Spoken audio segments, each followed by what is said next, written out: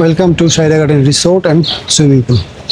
আজকে এই মুহূর্তে আছে সাইরা গার্ডেন রিসোর্ট অ্যান্ড সুইমিং পুলে, আর এর ভিতরটায় কি লেনদেন সব কিছু আপনাদের জানাবো এই ভিডিওর মাধ্যমে। আপনারা আমার ভিডিওর সাথে থাকবেন অবশ্যই।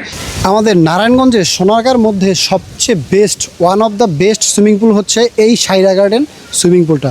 আমি আসলে আপনাদেরকে এই সাইরা গার্ডেন রিসোর্ট এবং সুইমিং পুলের সম্পূর্ণ ডিটেলস আপনাদেরকে এই ভিডিওর মাধ্যমে জানাবো। সুইমিং পুলের এন্ট্রি ফি কত, আর কিভাবে আসবেন, কোথা থেকে কিভাবে আসবেন, সব কিছু আমি এই ভিডিওর মাধ্যমে জানাবো।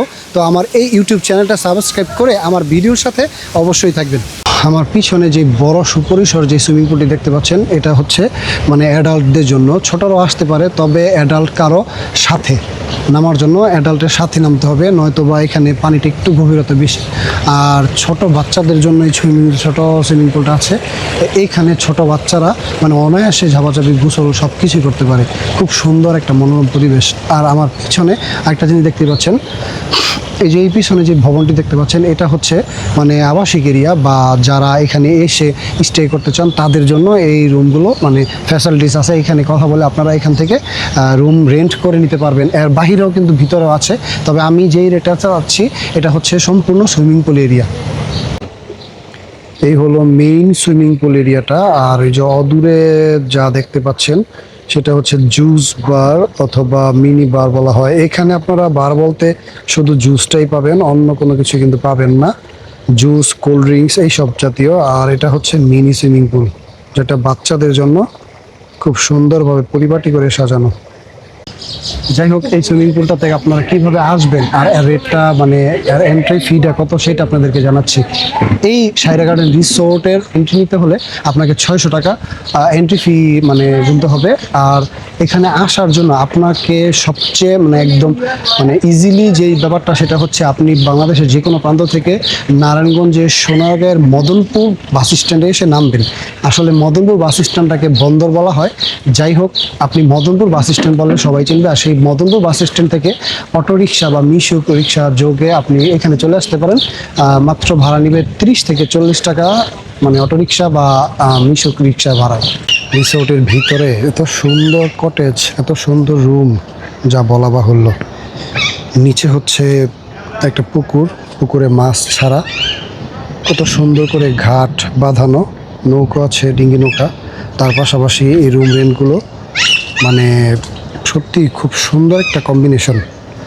আর একদম ফিলটা হচ্ছে লাইক ধরেন আপনি একটা বনে বা জঙ্গলে, বা একদম সুন্দর ক্লান্তিময় গ্রামের যেই রাস্তাগুলো, সেই রাস্তায় কিছু কিছু বাড়ি দেখবেন কত সুন্দর করে সাজানো গোছানো।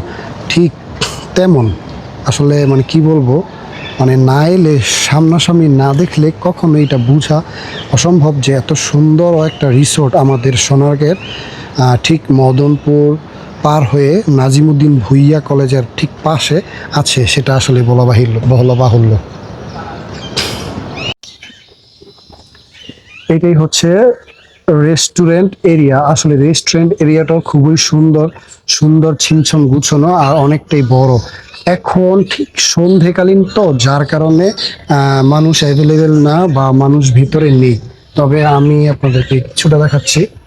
আর ভিতরটা এত সুন্দর, চারিদিকে সবুজের সমারোহ, এত সুন্দর একটা সবুজ পরিবেশ, যা আপনি না এলে বুঝতে পারবেন না। তবে হ্যাঁ, আমি বলবো যেটা, যে আপনারা একটা দিন সময় করে যদি এখানে আসেন, একটা দিন, সারাটা দিন এর ভিতরে হাঁটাহাঁটি, গল্প, আনন্দ, গান, খেলাধুলা করে দেখবেন আপনার সময়টা যে কীভাবে কখন কেটে গেছে সেটা আপনারা বুঝতেই পারবেন না।